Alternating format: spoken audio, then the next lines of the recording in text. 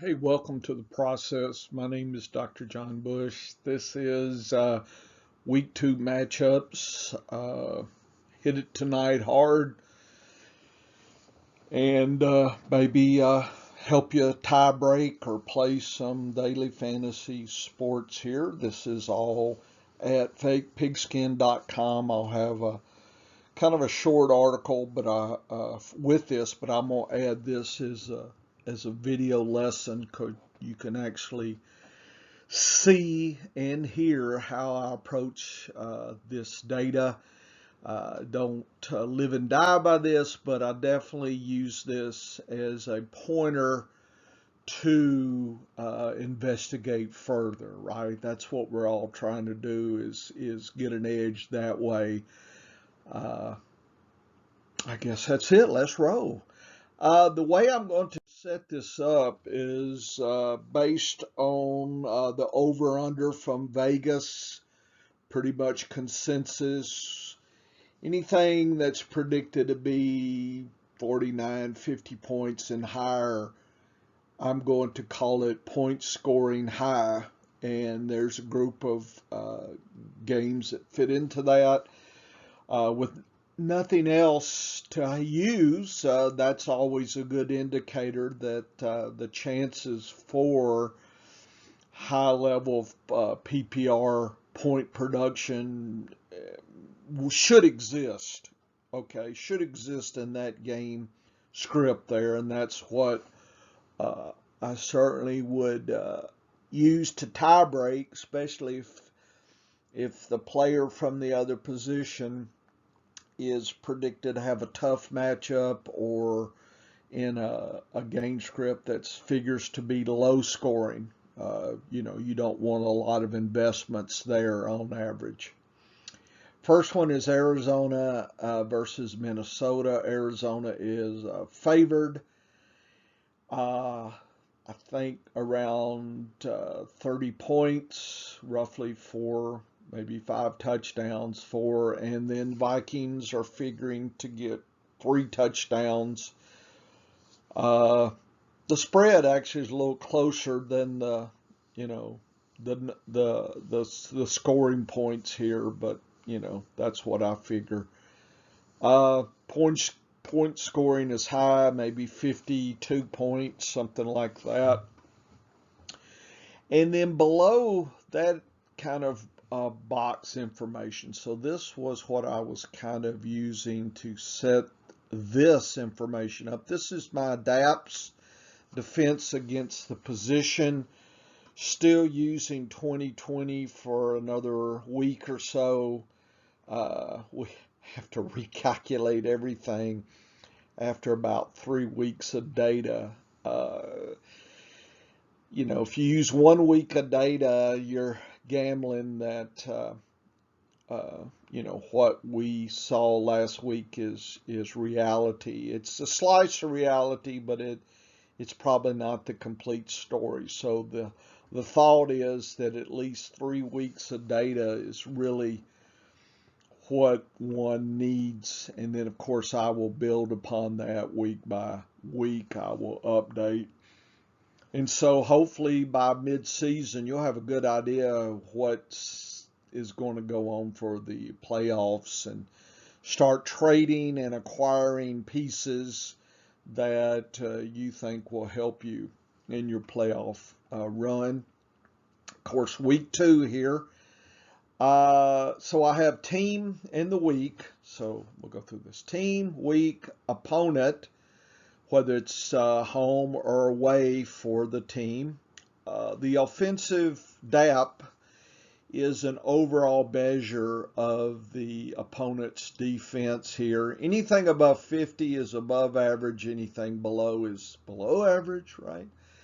And you're really looking for extremes, say, 80 up to 100 or like 20 to 30 below, so you're looking for that extreme for sure to really get dramatic in how you might set your lineups and plays here.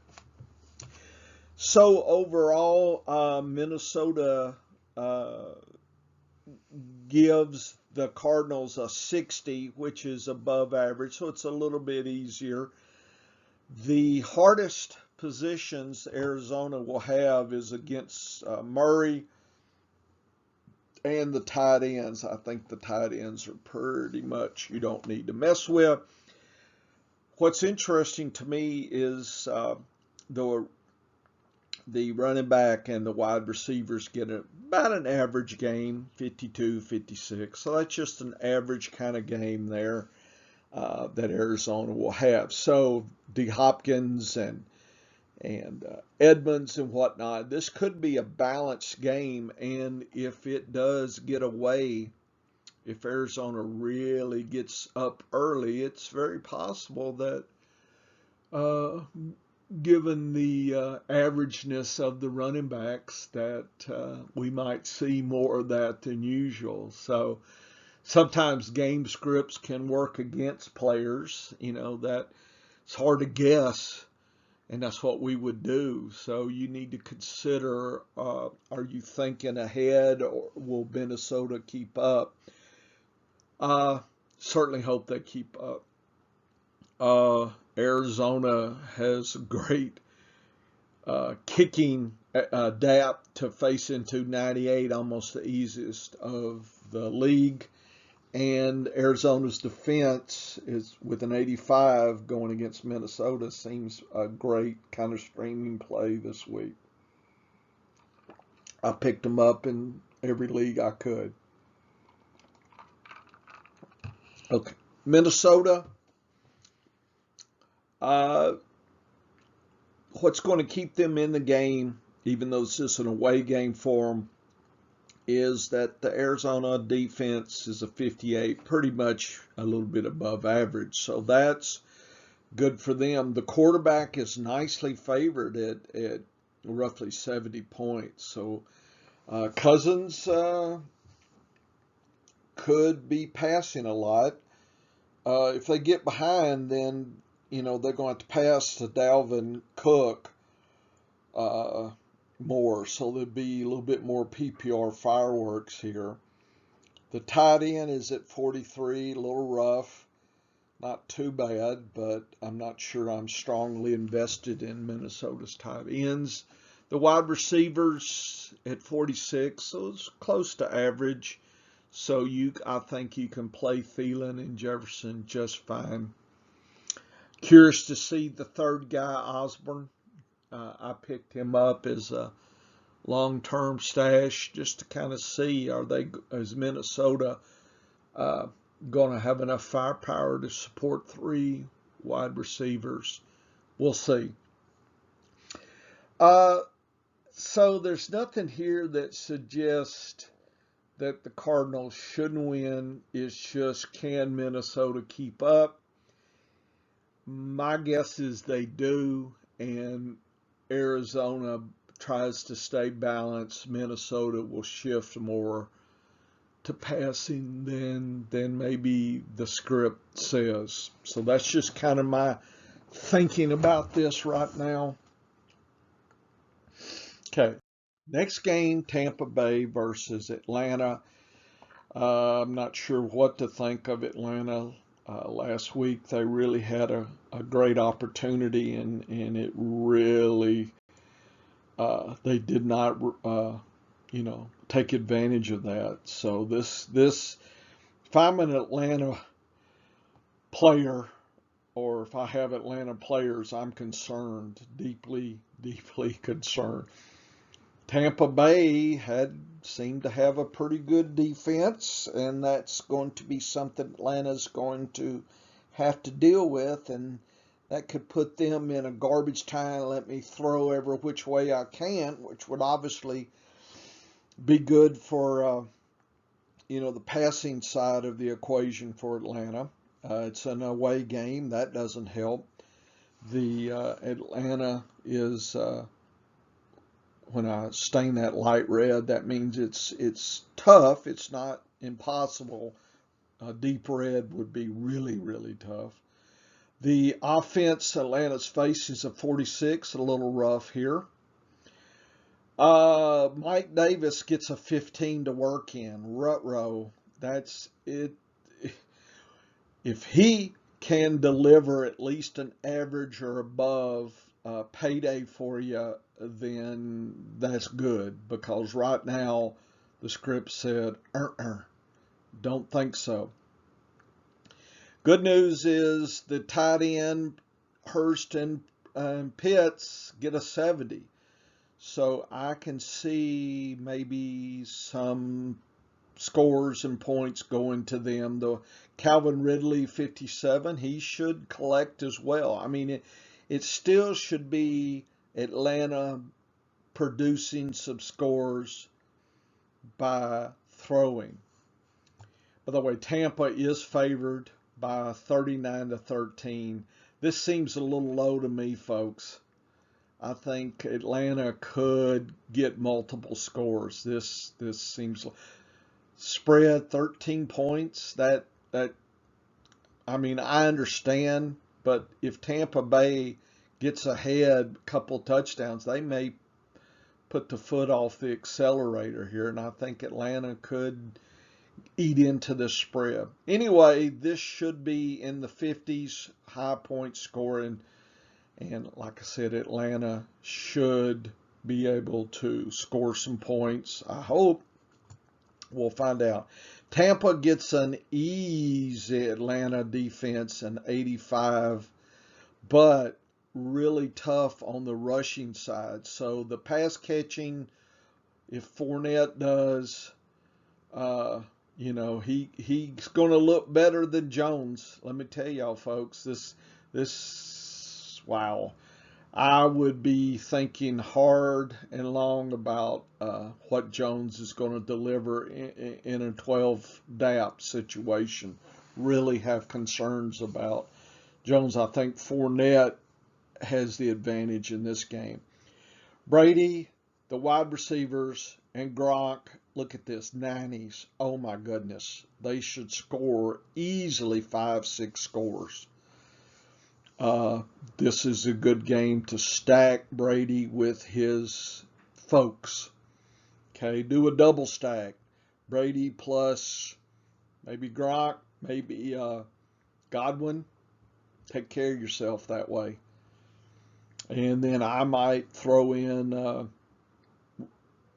Ridley in your wide receivers for daily fantasy. Maybe I should play that. Not sure I did. I don't play that much. Okay. Nothing really spectacular here, but this looks like heavy fireworks. Atlanta's going to have to really pass. So I suspect that Ryan is going to get intercepted and going to be pressured, and it's probably not going to be a good thing. KC and Baltimore, Kansas City is favored. Not by much, though. KC's on the road, 31-25, but high scoring. That's 56 points. So that's 8 touchdowns. That is nice. And I could see 5 and 3 touchdowns for Chiefs versus the Ravens.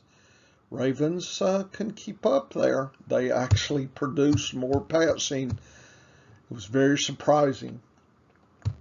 So Baltimore fights into a tougher defense, a little bit below average. Tyson Williams or Murray or whoever gets a nice opportunity to run, as well as the QB to run. And there it is, 56. Passing, if Jackson can pass to Sanders and Hollywood in an 18 DAP, then, Baltimore can make it tough on KC. The numbers say that won't happen. Andrews, this is his week, and 83 DAP. If he can't produce now, wow. I drafted Andrews, and I would be sad to see that happen. Definitely don't want to use Baltimore in defense here. Kansas City fights a tougher than average Baltimore defense, 32. Solaire gets a 37. I just don't think KC has been making their living from running, and they're not going to start now. Holmes is going to find Hill. I don't know about the rest. I would probably ignore those. I mean, if you're going to stack, it seems Holmes and Hill and Kelsey, and then pick Andrews there as a shot in your play. But I don't know. Like I said, I don't seriously put any time or effort into daily fantasy, and just, throw a dollar here or there to make me holler, right? Okay. Uh, Philadelphia, San Francisco, high scoring. Philadelphia's favored over San Francisco, probably because they got a home game. I think if San Francisco was at home and Philadelphia was away, it might be break even, or maybe even Frisco ahead. 29 to 22. What is that? 51 points. So it's a good 7 touchdowns. What's going to shut down Philadelphia is San Francisco's tough defense. Using last year's data, look at that. That's a warning. 26 overall. Sanders, we'll see if he can put up some numbers against San Francisco. That will be impressive. The QB's probably going to have to run a lot more than usual. The good news is the wide receivers get fairly close to average. 40, still a little tough. The tight ends, I think that limits Goddard's range as well. I mean, when I look at the numbers, it doesn't seem like the Eagles should be favored, but that's how it's going. Looks like either defense is good here. It's like the kickers are okay. Frisco, even though they're away, gets Philadelphia 72, but their running game should not really pick up, so a lot of people invested heavily. This could really be kind of a down game, and I can see a lot of people really upset at the amount of fab money they used. I got him in a few leagues at about 30%. That was about all I was going to invest. You can take him. Frisco's Garofalo gets a 66. Good for him. Ayuk's coming back. Maybe he gets to share the wealth with Samuel at a 73. Should. Kittle should really move up from what he did last week. He was a little slow last week. So the stack might be Garofalo with Samuel and Kittle here, or Garofalo, Samuel, and Ayuk for a gamble stack, and then pick up probably Devonta Smith over here as your main plays there, if I was doing that. Seattle and Tennessee, high scoring game. Seattle 33, Titans 22. It's 55 points, so that's a good 8 touchdowns.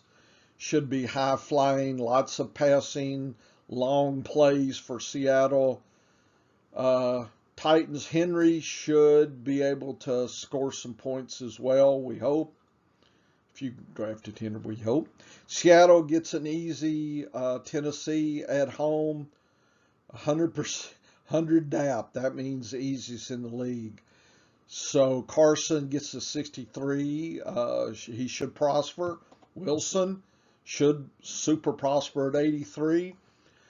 Metcalf and Lockett should collect early and often. Maybe one of the tight ends gets in on the fray as well. There's your stack right there. I think I'm not so happy on the kicker. Tennessee is away, but they got an 98. Wow.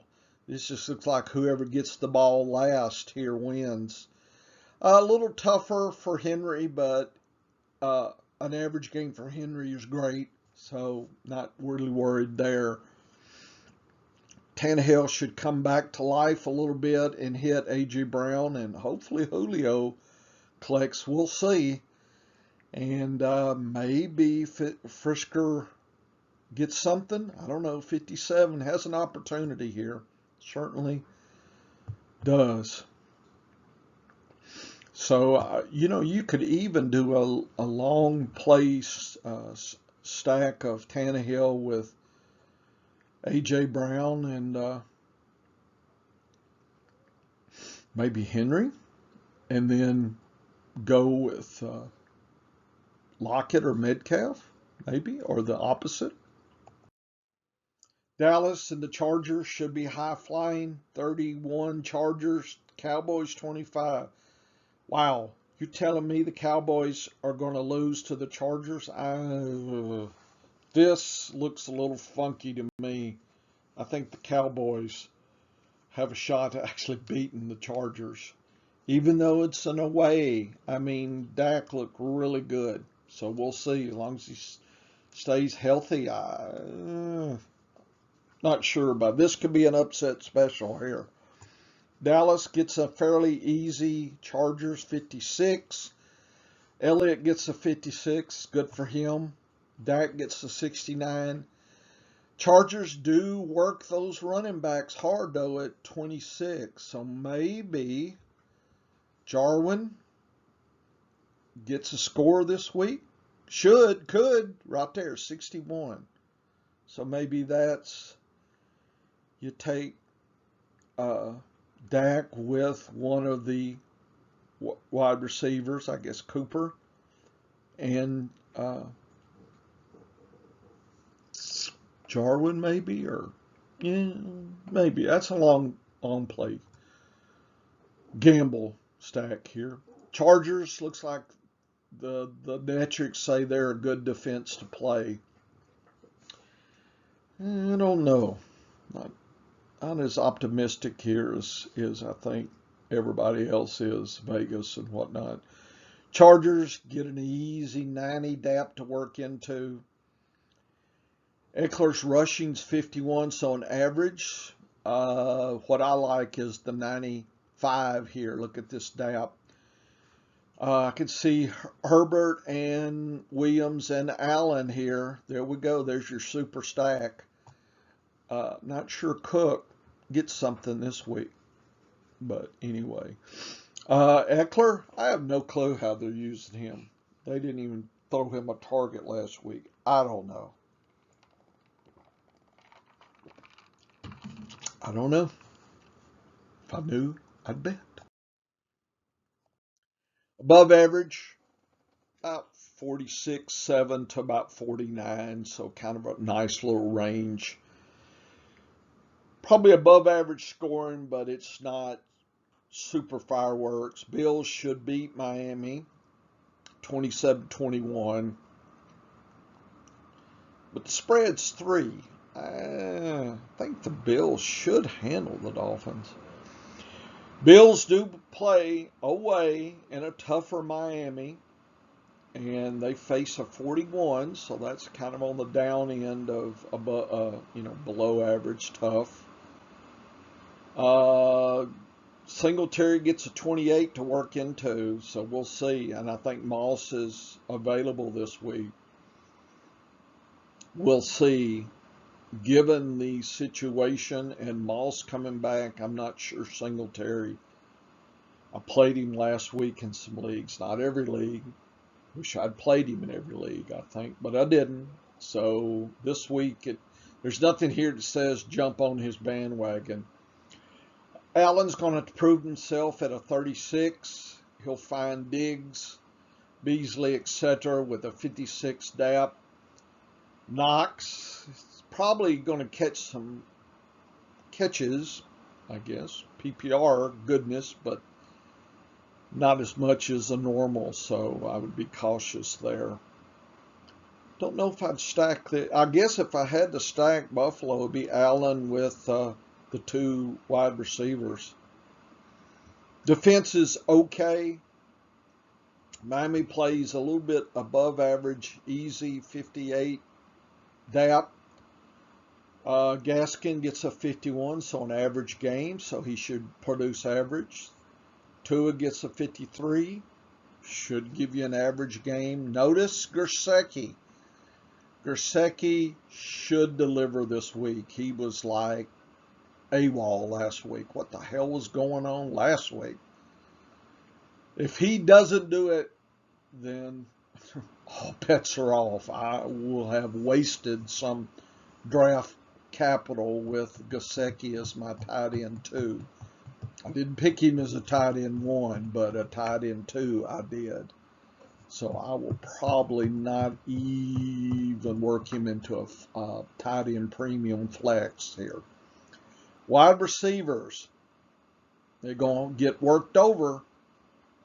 37. Buffalo's going to keep them down if they can. So I think Gaskins may be catching some, or Ahmed catching some, and maybe Gesicki. Then Miami kind of slowly works its way down the field, where Buffalo could just launch and Allen could run. Cleveland versus Houston. Cleveland should win. 12 points.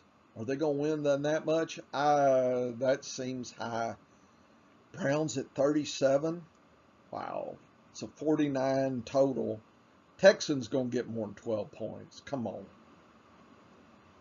Cleveland gets an easy home game against Houston. 102 down. Goodness. Chubb and Hunt should collect early and often, at least a score each. In fact, Cleveland, the reason that number may be a little inflated, I don't know if Texans are as bad as this thinks. They should get ahead, couple scores, and ease back and do a lot of more running. I don't know. Mayfield 71, nice. Landry should pick you up something. I think I'm not playing the Uzama or whoever the tight end a lot. So that's interesting. Houston's going to have to work, but it has a 77 to work into.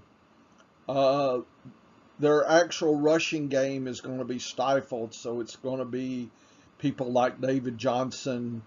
I don't know if Ingram gets as good of play this week. David Johnson may be catching the balls out of the backfield. I think there's going to be a lot of passing, nice dap. The tight end, so that Pharaoh Brown, maybe this is his week to come out. People are going to be talking about him. Versus a 94, he should score so many plays. If not, it'd be Akins. I think there's some tight end goodness here, folks, at a 94. Okay. Pittsburgh, the Raiders. Pittsburgh's at home, so Big Ben does well at home. 30-18. That seems about right, actually. Las Vegas gets a tough go here. Somehow my colorization is messed up. This should be red,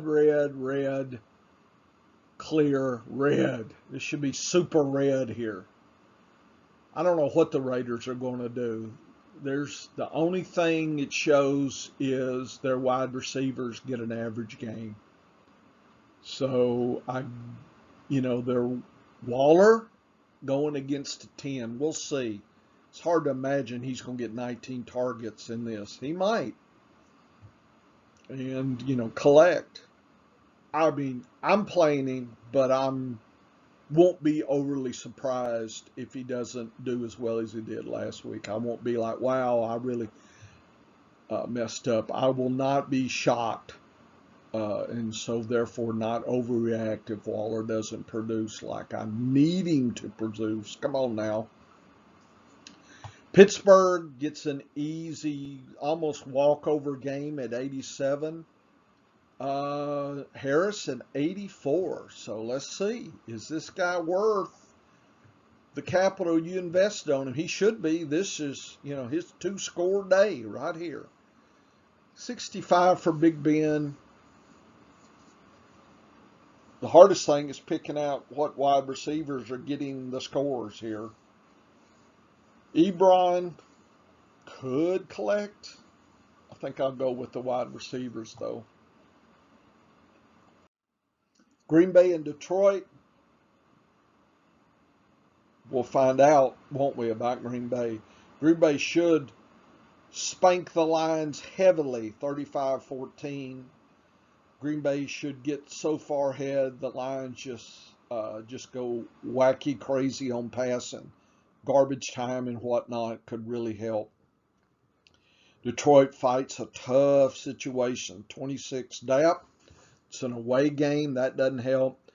Swift gets the 62. So I think early in the game, Swift is going to be showcased. But I think as Green Bay gets multiple touchdowns ahead, Jamal Williams comes on in the second half. And so I think this is a trap for Swift players here. They're going to think they get a 62 the whole game. I would think he's going to give you about half what he should give you. Notice the other ones here is going to be Hawkinson at 14. I think, again, he's got a tough row to hoe. He might collect. Tyrell Williams, I think, is out, so is Amon-Ra night? I don't know. There's some couple garbage scores in here. I just hard to tell when.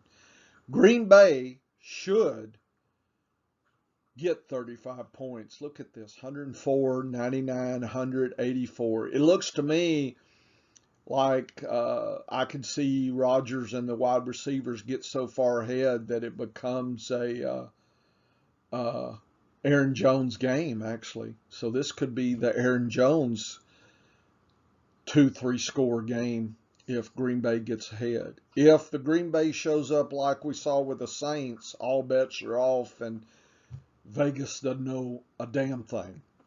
Okay, so should have a great defense if you're streaming this week. Should.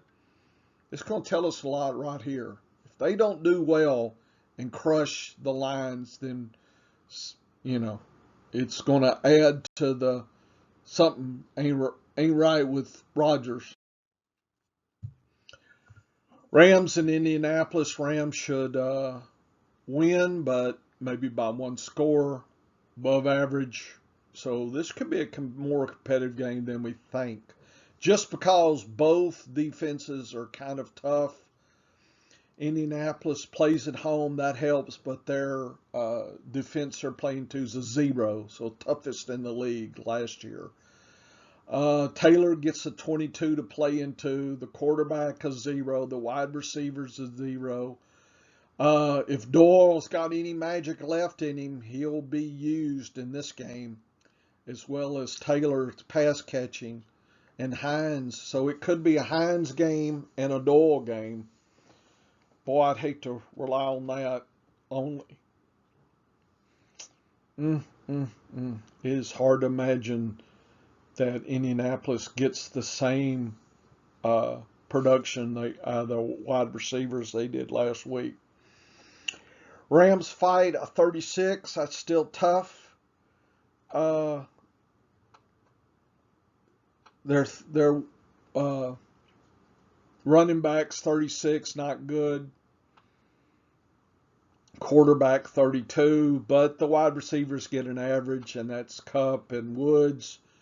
Hopefully Woods delivers. Everett's gets a 19. He's going to have to really work hard to score him a point. Looks to me like maybe 3 touchdowns from the wide receivers. That's what it looks like to me. Okay, below average scoring, this is probably 42 to 45 or 6. Not as much PPR goodness here, so a little bit more caution. Chicago fights Cincinnati at home. Cincinnati's 76, so Chicago should win. Singletary gets a 53. That's an average game. He should collect at least 1 to 2 scores. Quarterback, wide receivers, the tight end, Kimmett could really surprise you. This could be a good Kemet game.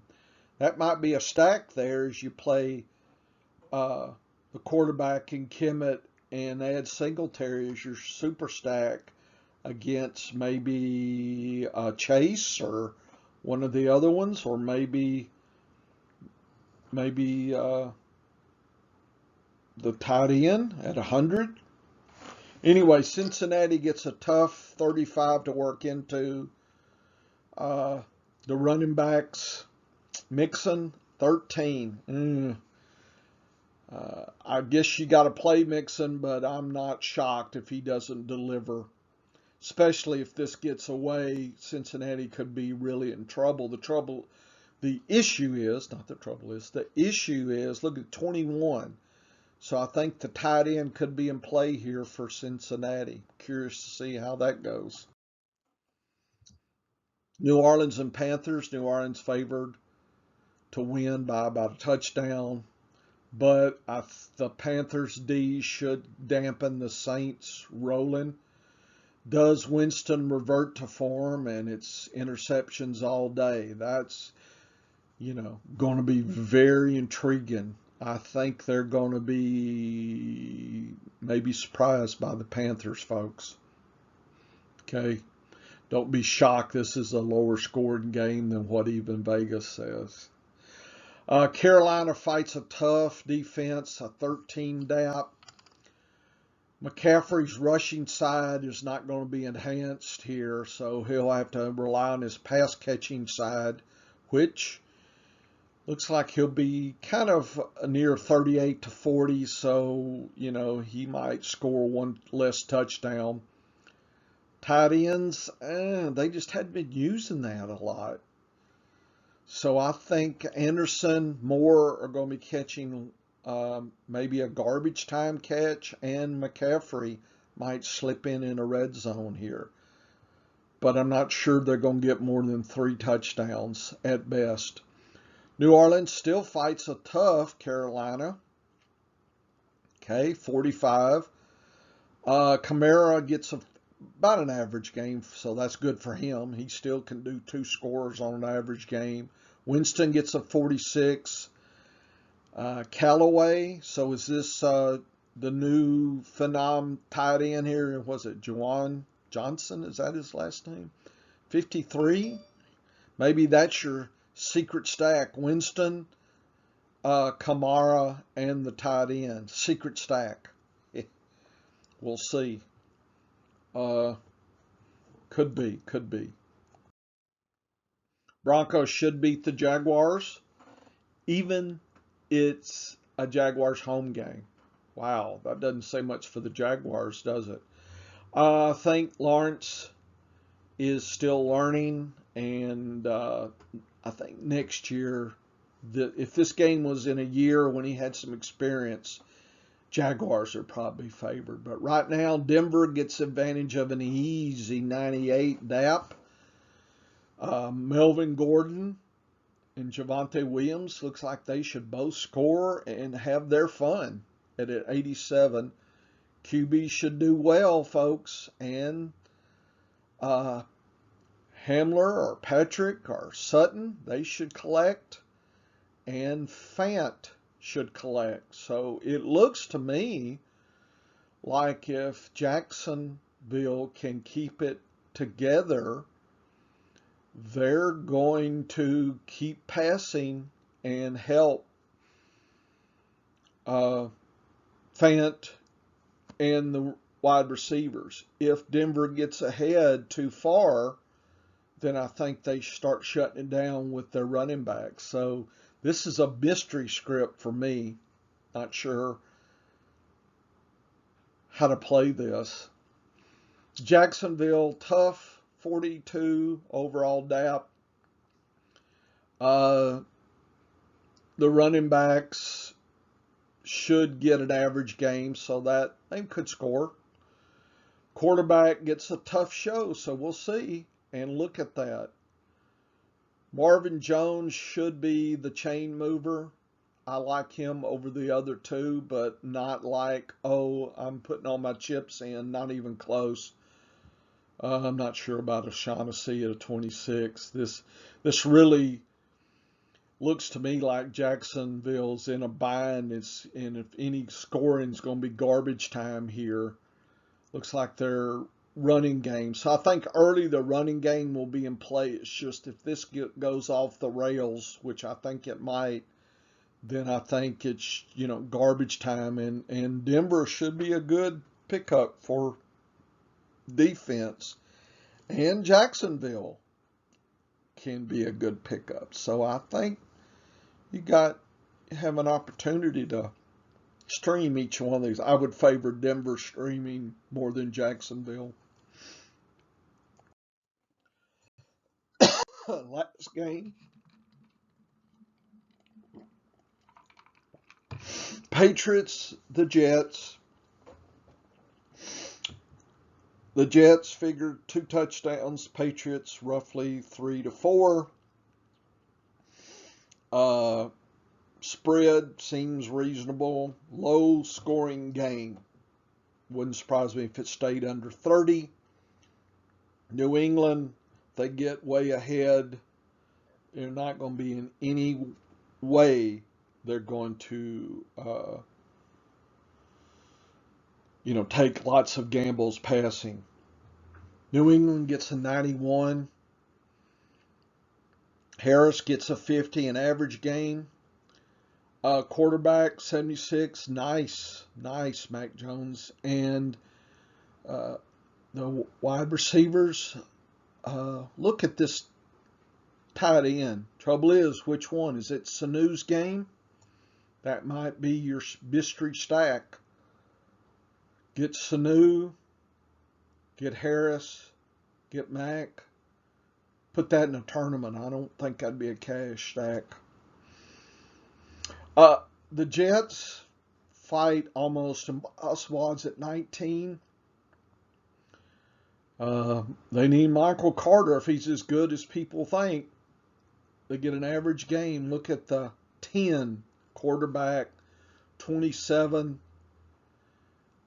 and 7 on the tight end. This looks rough. The Jets could really get spanked. This could be a disaster, folks. Could be. Good defenses plays either way you go there. Okay, that's my matchup article here. Kind of went through it quick. You can listen to it again. I'll try to have these figures out in my article so you can come back and study the figures. I'm going to have my ranks just in a table. I don't think at this point, I think the matchup is probably, what I would focus on because everybody's rankings, I don't think I'm so crazy on rankings compared to others. Okay, thank you for listening to my week 2 show of snaps and targets and attempts. If you hadn't seen those lessons, and then my matchup lesson here. This is fun. I hope you're enjoying it. Please come back and check out my classroom if you want some background on my process. I got 100 video lessons. And I'll put more certainly preseason. Next year I'll have more good lessons and goodies for you. Extend because I didn't get a chance to do everything this year at all. And I learn every year. It's not like I stay static. I read. Decisions under uncertainty. That's where I always start. And I suggest that's where you start as well. The hardest thing we'll do is make decisions when we don't even know all the parameters. That's tough. Okay, come back.